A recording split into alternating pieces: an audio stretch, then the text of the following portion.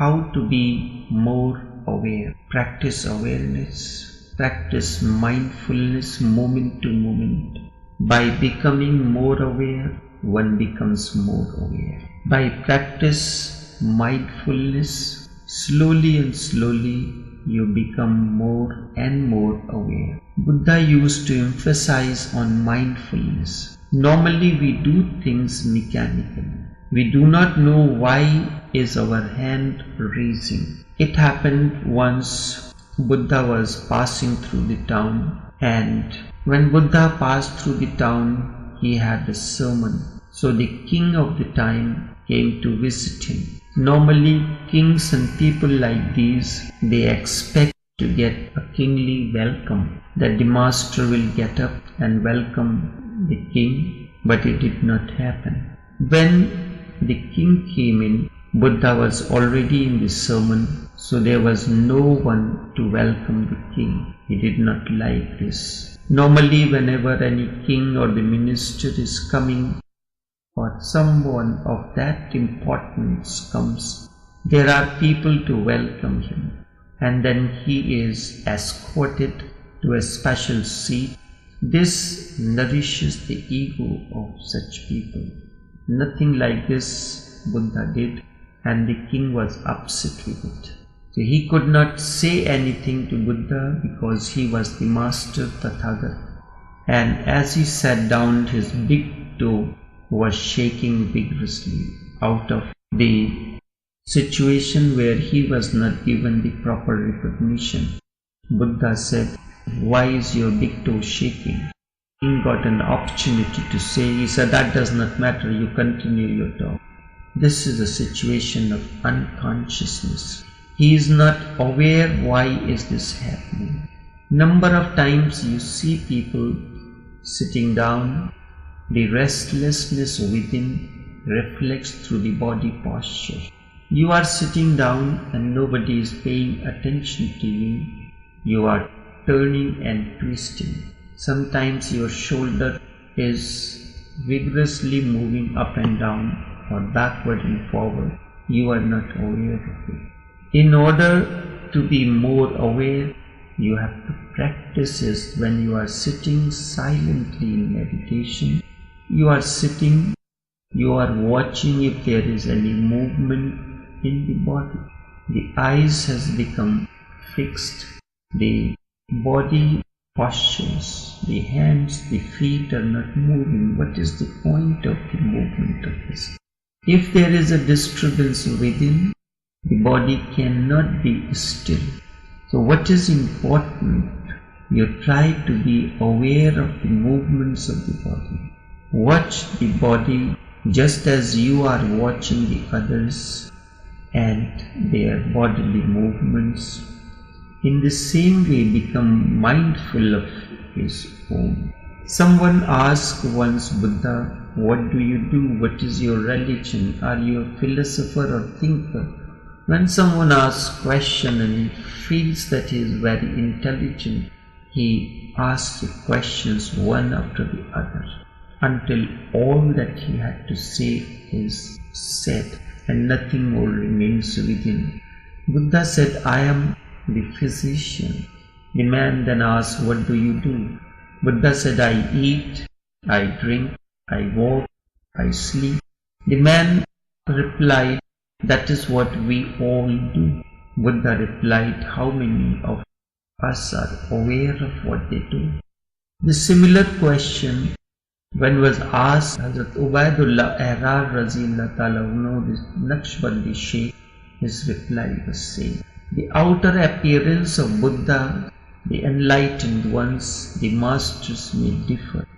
They may come from a different tradition, may come from a different background, culture, way of life, and things like these, but the inner state of awareness remains the same.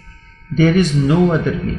It is a simple process. Whatsoever you are doing, do it with such consciousness that if it is a question of life and death, as if the sword is hanging over your head.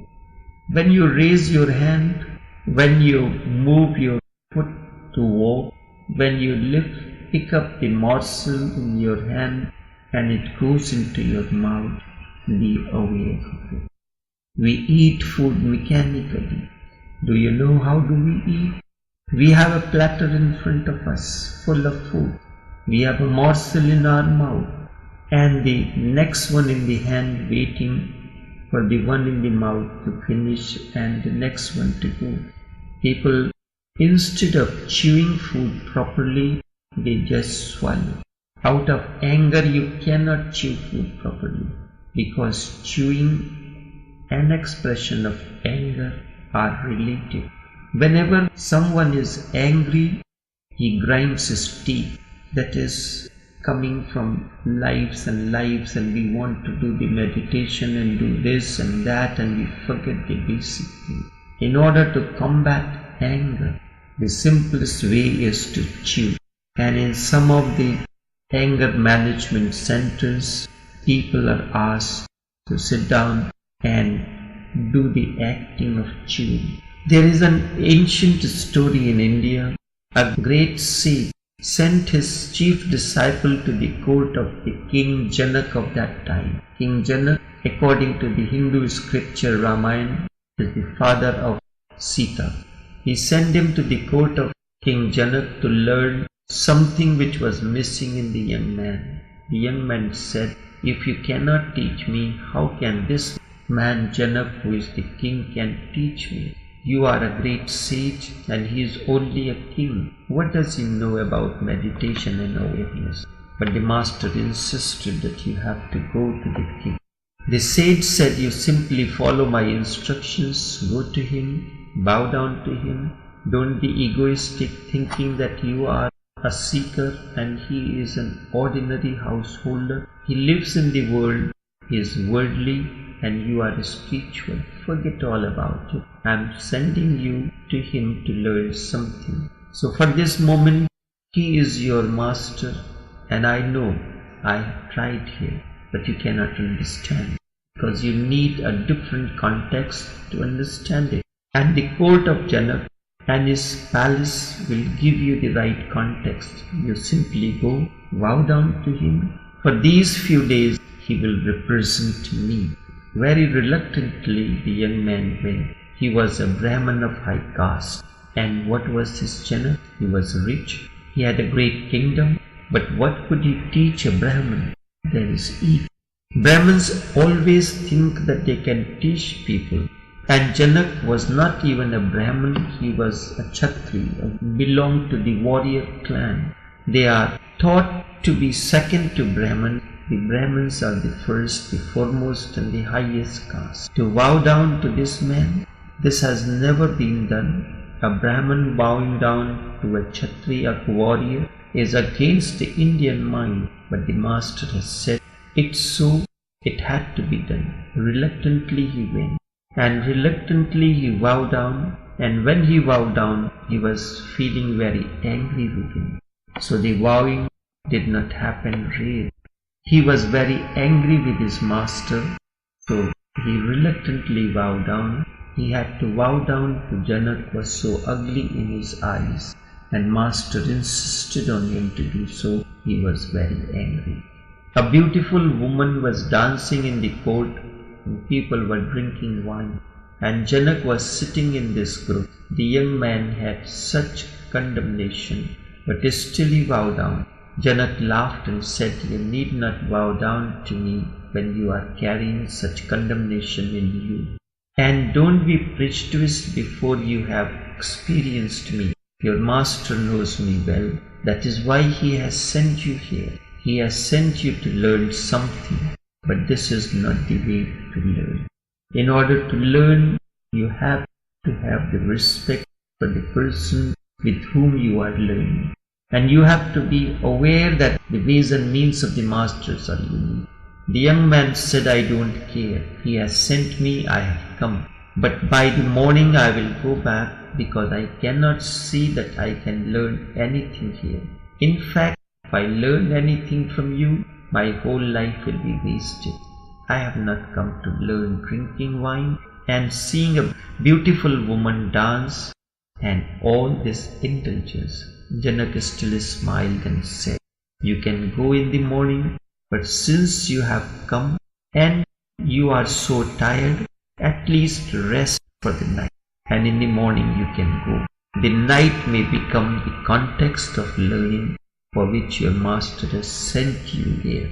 Now this was very mysterious. How could the night teach him anything? But okay, he had to be here for the night. So don't make much fuss about it. He remained. The king arranged for him to have the most beautiful room in the palace, the most luxurious. He went with the young man, took every care with food, sleep, and when he had gone to bed, Janaka left. But the young man could not sleep the whole night, because as he looked up, he could see a naked sword hanging with a thin thread just above his head. Now it was so dangerous that any moment the sword could fall and kill the young man. So he remained waking the whole night, watchful, so he could avoid the catastrophe if it was going to happen. In the morning the king asked, "Was the bed comfortable? The room comfortable?" The young man said, "Comfortable? Everything was comfortable. But what about the sword? Why did you play such a trick? It was so cruel. I was tired. I had come on foot from far away ashram of my master in this forest, and you played such a cruel joke. What kind of thing is this? You hanged a naked sword with so thin a thread that I was afraid that a small breeze and I am gone, and I have not come here to commit suicide." The king said, "I want to ask only one thing. You were so tired, you could have fallen asleep very easily, but you could not fall asleep. What happened? The danger was great. It was a question of life and death. Hence you were very alert. This is my teachings too. You can go, or if you want, you can stay a few more days to watch me." Although I was sitting there in the court where a beautiful woman was dancing, I was alert to the naked sword above my head. It is visible to you, but there in the court it was not visible. It is invisible. Its name is death. I was not looking at the young woman.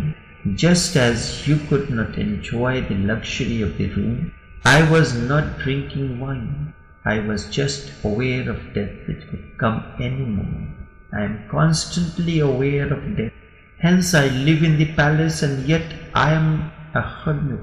The master knows me, understands me. He understands my understanding too. That is why he has sent you here.